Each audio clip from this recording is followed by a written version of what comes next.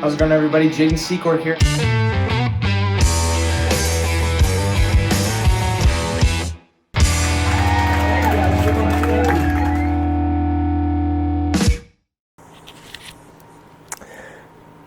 Cuts off my entire head. Oh, a little stereo action, I see. Correct.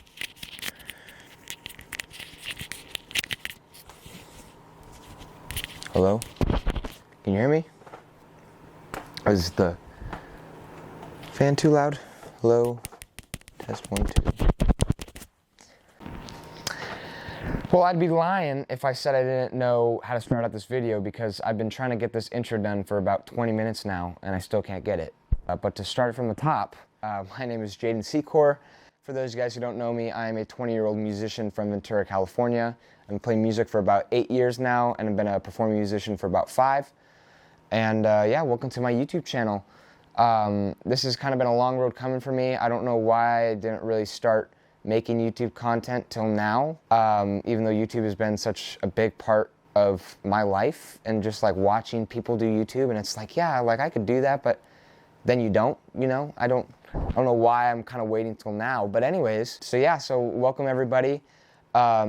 Just a little backstory, you know, I am, once again, I'm a performing musician currently, as well as a recording artist, and I play originals and covers at shows, you know, all across Southern California, out of the county and out of state. I play at least 2 shows a week or so, and I thought, what better way to make some content than to just bring you guys along with me on my weekends and just kind of like vlog it, and you know, show you guys where I'm going, who I'm meeting, you know, some of the friends I'm making, show you guys some clips of the shows. I'm very passionate about music, and it's always been, you know, my main goal in life to be a successful musician, or at least successful in some sort of musical aspect. So yeah, I'm completely all in the music industry, really, regardless of what it is. But currently, I'd love to be a musician. I'd love to be an artist and, you know, perform out places and play shows. But yeah, anyways, I thought it'd be cool to start bringing you guys along with me on my weekends, maybe doing like a weekly vlog and whatnot,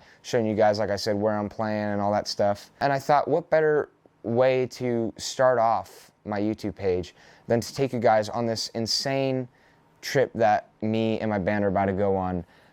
It is currently 11:42 in the evening, and I'm leaving for the airport at 3:30 in the morning for Nashville. We're going to be playing a little full band showcase with a bunch of different artists that are just amazing. You know, Nashville is just such a crazy town, and it's just insane how musically gifted a whole entire town can be. But yeah, so my band is going to be getting here at like 3:15 in the morning. But yeah, I'm just kind of like, I kind of want to just bring you guys along.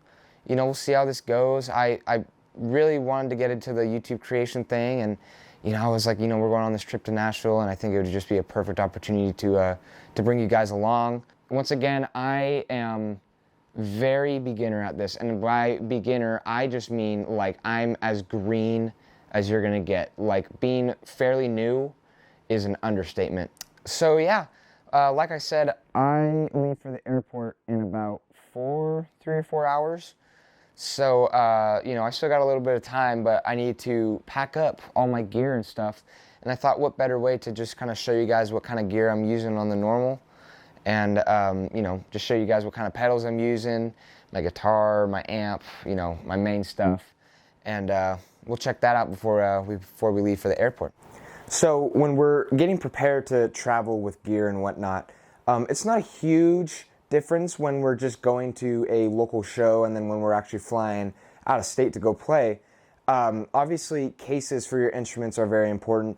I personally keep my guitars in a hard case at all times. Obviously, you can have gig bags and whatnot, and if you are carrying on your instruments, as you should be, you know, I think gig bags, you can get away with gig bags. You know, a very padded gig bag is going to be fine in an overhead compartment, but hard cases are always the way to go. I personally never check my instruments, you know. I've heard too many horror stories of people checking their guitars in with their luggage, and they come out in multiple pieces, which is not what a guitar is supposed to be in. So yeah, we have cases, and then me, I have to deal with a pedal board. And if you can tell what I mean about pedal boards, you can see that we have our tiny little travel one here, and then our normal larger one down here. The bigger pedal board is fairly new to me. I haven't flown with it yet. I'm not even sure. I'm sure it would fit in an overhead compartment, but personally, if I'm just playing like 1 or 2 shows when I'm going out of town, I like to just take the smaller one. It's a lot more compact. It's a lot easier to manage. You know, honestly, I don't need to bring every single pedal that's on my large pedal board with me to these shows. And you know, I can kind of change it on a show-to-show basis. So if I know that I'm only going to be using, you know, a select number of pedals for the few shows that I'm out there, I only need to put those on the pedal board. So what I'm going to do now is I'm basically going to downsize. I have all my normal pedals on my large pedal board, and I'm just going to downsize, take off the ones that I know I'm going to be using for our show, and putting them on the small pedal board. So as you can see, we have 9 pedals on my large pedal board, but I really only need about 4 of these. So we're going to downsize to the smaller pedal board, and that looks a little bit like.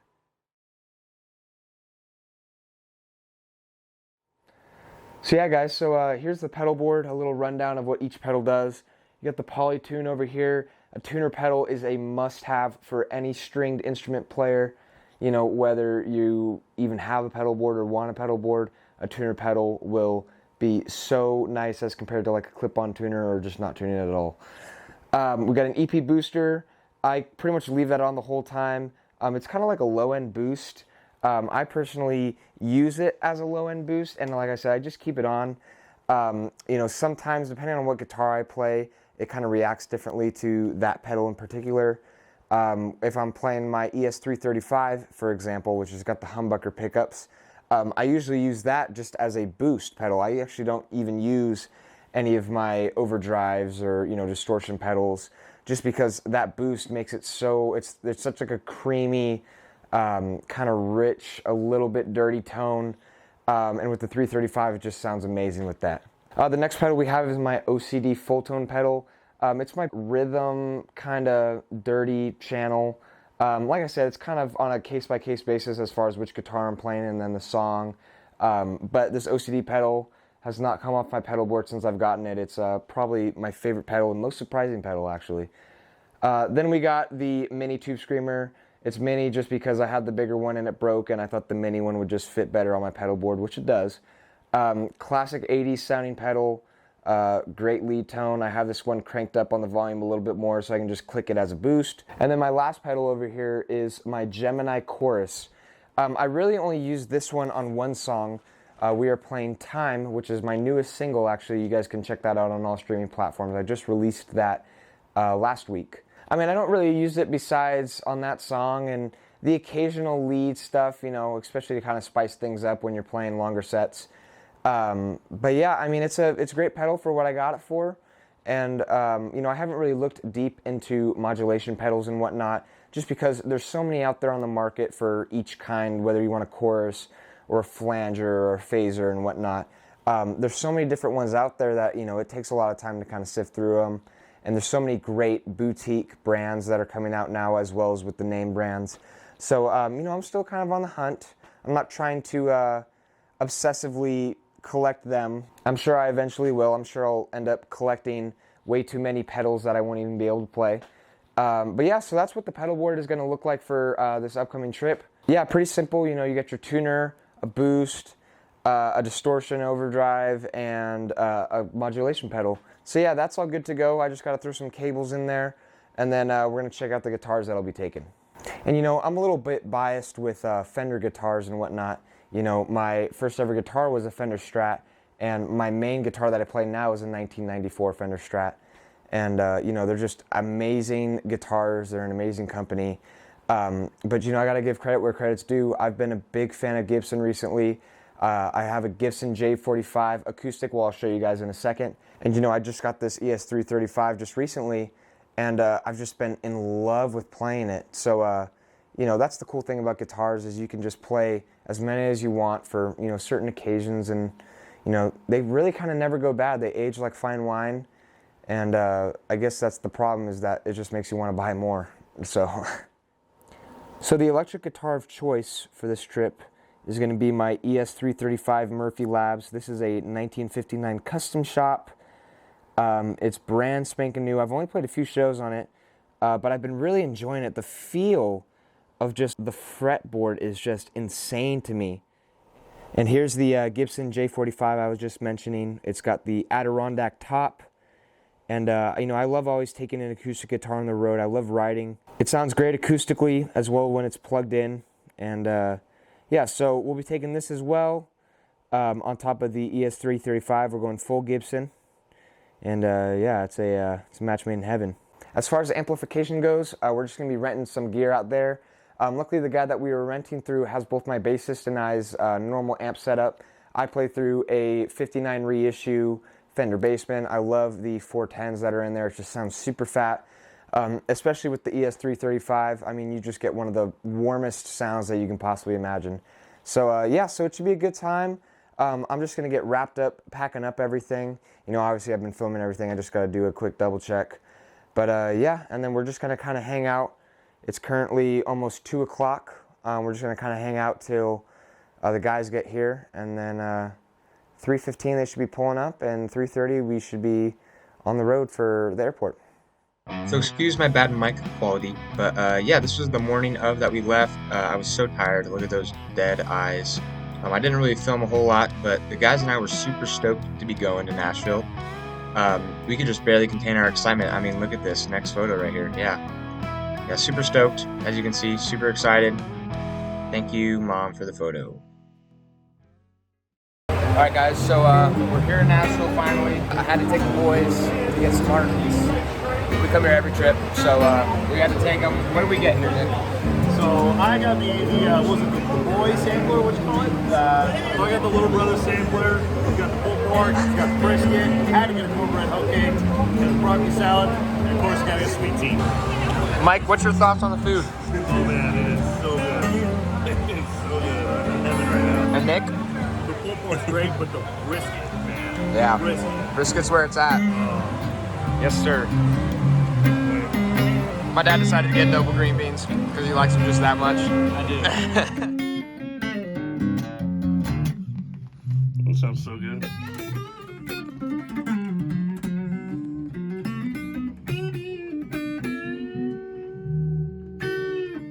What do you think? I'll take it. Yeah, I'll take it. What are you plugging in right here? So, this is a 1988 Music Man Stingray. This is before they switched to the 3-band EQ. So it's just volume, bass, and treble. There's no mid-control. And it has these little foam dealies. So you can twist this knob and raise and lower them so you get like a built-in foam mute. Yeah. What year is that? It's 88. Oh, and it's got... I do this on all my guitars. I always put it in a drop tuner. What kind of amp are we running through here? Ampeg B15. Pretty much the bass amp. Got your tubes here, 15-inch speaker, 2 channels, but I'm just hanging out on the normal channel right now. Let's just set things flat. Let's see what happens when we put stuff flat.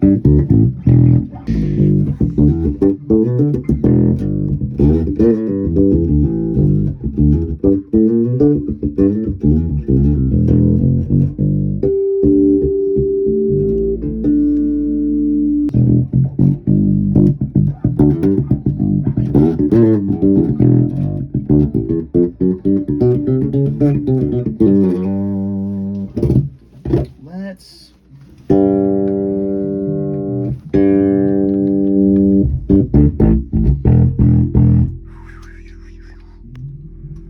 Wee-wah.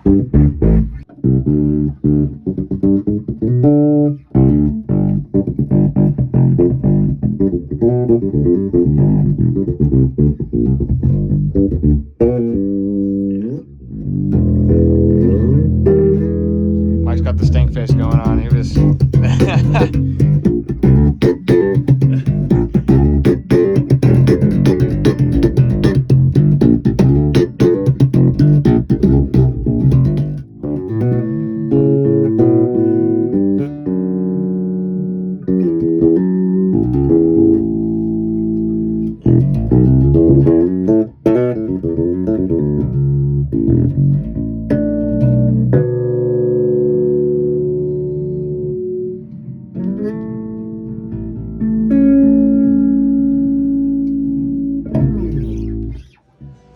got wrapped up here at Carter's Vintage Guitars.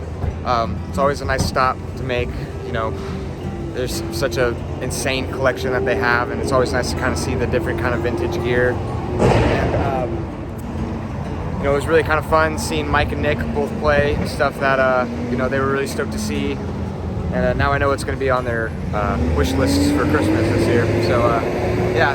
Anyways, I think we're about to get some coffee and then check into the Airbnb. So we'll see you guys there.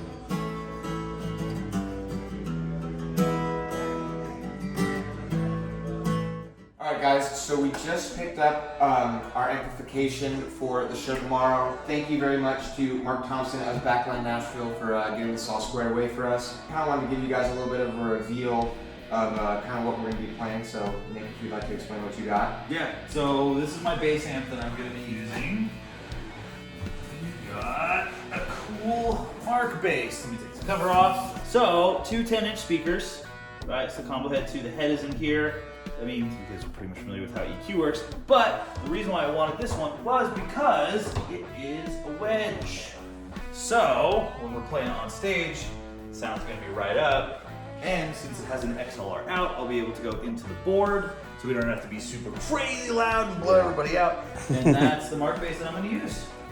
Yeah, well, that's killer. Yeah, super cool, super light. It's going to be nice and big and boomy tone. Absolutely. I'm stoked. I think. Have you played through one of those before? You know what? I actually have not used this unit before, but I know a couple bass players in town who use this exclusively when they're digging. They'll actually chain it out to a single 15 Nice. or whatever. There's like extension cabinets. Yeah. I mean, this is just a respected model from a respected brand, so had the opportunity, I figured it fits the bill. Nice. Yeah. So yeah, and then for me, I kind of hinted at this a little bit earlier, but I stuck with good old reliable and went with the 59 reissue Fender Bassman. You got 410s in there. This is just kind of my signature amp that I love to use. You know, no reverb built into it, and should be a lot of fun. It makes it really easy when we're traveling if you're using the same amp, because you kind of know where things need to be. Really looking forward to playing tomorrow and using this. Mike doesn't get to do a cool reveal because Mike's the drummer. And I'll have drums. Yeah, they've got I'll be playing drums. Yeah, they've got a backline kit there. Mike's got his sticks though, and that's good. So yeah, once again, thank you very much to Mark Thompson at Backline Nashville for hooking us up with all this stuff, and we're gonna kind of get this dialed in a little bit today, and then that way it's ready to go for the show tomorrow. So. Yeah. So then we went downtown to Broadway. We wanted to show the guys just exactly kind of what went down on a normal night in Nashville, Tennessee. And if you guys have not experienced Broadway in person, it is something that I highly recommend. I mean, it is one of the craziest experiences that you will ever have. But yeah, so here's just a couple clips of what our night kind of looked like. We were pretty beat, so we had some food and then we headed back to the room and got ready for the next day.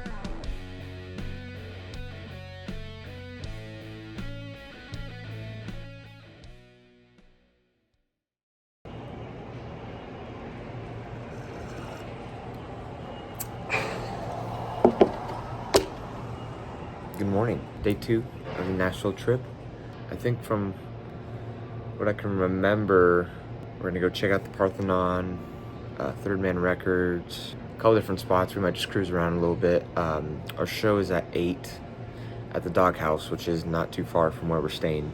So shouldn't be too bad, and you know, I think we'll have a lot of time to do some cool stuff today, and you know, once again, I'll bring you guys along. Kind of really looking forward to everything else we're gonna get done today, and then especially the show tonight. We're really looking forward to the show and you know, playing some music, because that's the whole reason we came out here. So should be a good time. I will see you guys wherever we are when I cut, like right now. It's a nice thing to get.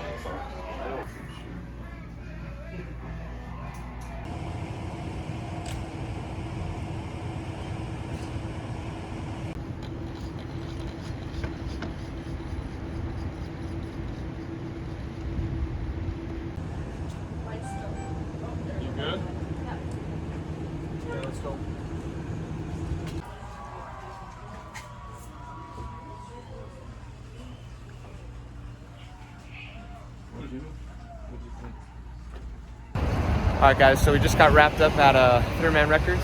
You can tell. Oh yeah, it was really cool. Yeah. A lot of fun. Yeah. What kind of record did you get? You got Jonathan Fire Eater. Jonathan Fire Eater. Yeah. Right on. Right on. And you got I got a Alabama Shakes pressing that they did at Third Man. It's like a side Nice. side A and side B, just 2 tracks. But Right on. They did it at Third Man. Guys, Right on. Gotta get that. Yeah, Third Man Records was a blast and you know, super sick. Jack White just does a fantastic job of making those super sick places. And now we're at Edley's. Gonna have some BBQ. It's like our second or third time getting barbecue already this trip, but I mean, when in Nashville. So, I'm hungry. yeah. So after lunch, we went to the Parthenon. This was on the band's kind of bucket list of things to do on our trip. And then we took them to our favorite chocolate shop, Olive Sinclair. There's such a homemade feel to this place. The smell inside this chocolate shop is insane. And we made good friends with our buddy Scotty, who I believe he is one of the owners here at Olive Sinclair. He wished us well wishes on our trip out here for music. And Scotty, if you're watching this, thank you so much for making my band, my family, and I feel at home. And next time you guys are in Nashville, be sure to check out Olive Sinclair Chocolate. I personally really love the bourbon chocolate that they make. It's fantastic. But yeah, be sure to check out Olive Sinclair. Thank you so much once again, Scotty, for making us feel at home. Check them out. Right on. Awesome. Cool. Thank you very much. Yeah, thanks, Scott. Pleasure to meet you, man. Thank you so much. Thank you.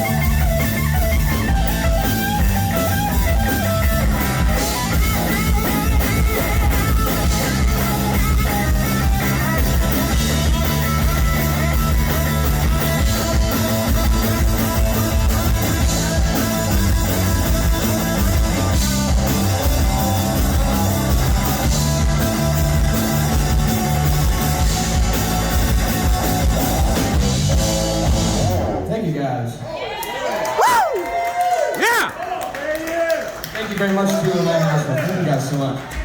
Wow, Jayden, Secor. And that was basically the end of our trip. I didn't really vlog anything after the show. It was really late at night. We went and got some food and then went back to the Airbnb and went straight to bed because we had an early flight in the morning. We just flew right back to LAX, went home to Ventura. And yeah, that was about our Nashville trip. It was an absolute blast. A couple people I just wanted to thank. Definitely the 209 Nashville and the Dawghouse Saloon for having us for their showcase. It was an absolute blast. The guys and I had a great time playing. A big thank you to Mark Thompson at Backline Nashville once again. I'll include his website in my bio. If you guys are in Nashville and need any sort of equipment backline, he is the guy to talk to. He was fantastic, super easy to use, great gear, great list of gear. And then I just want to thank everybody who came along with me on the trip. Mike Beers and Nick Maffei, my family. I mean, it was a great experience. You know, it's always something that you kind of dream about as a kid, and, you know, this is one of those smaller stepping stones to, you know, maybe going on tour one day and whatnot. But yeah, once again, I mean, thank you guys very much for watching. This was an absolute blast to make. I am not, once again, the best video editor, but it was a total blast to make. I'm so glad that it came out as it did. Because it really was a fun trip, and I'm glad I was able to bring you guys along. But yeah, definitely keep an eye out for some future vlogs, some future content. I'm really going to try to be more active on my YouTube page. But yeah, thank you guys once again. Be sure to like, subscribe for some more content, and hope to see you guys in the next one.